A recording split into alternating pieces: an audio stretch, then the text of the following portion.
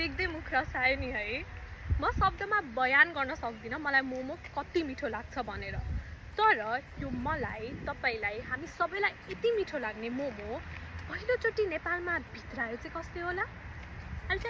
नमस्कार, म एक मोमो प्रेमी हुँ र म आज तपाईहरुको लागि लिएर आएको छु मोमोको नेपाल प्रवेश सम्बन्धी एक रोचक कहानी। मोमो डम्पलिङ्सको लागि प्रयोग हुने तिब्बती नाम हो। करिब 1950 तिर याकको मासु, आलु, चीज हालेर बनाइने परिकारहरूमध्ये मोमो पनि एक थियो। भनिन्छ त्यही समयमा नेपाली व्यापारीहरूले यसलाई काठमाडौँमा भित्राएका थिए। समयसँगै नेपाली स्वादहरूसँगै यसमा परिमार्जन हुँदै गयो।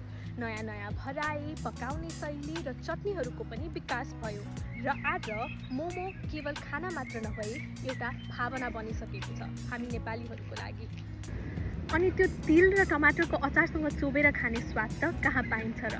संसारको लागि होला डम्पलिङ्स, हाम्रो लागि त हाम्रो मोमो।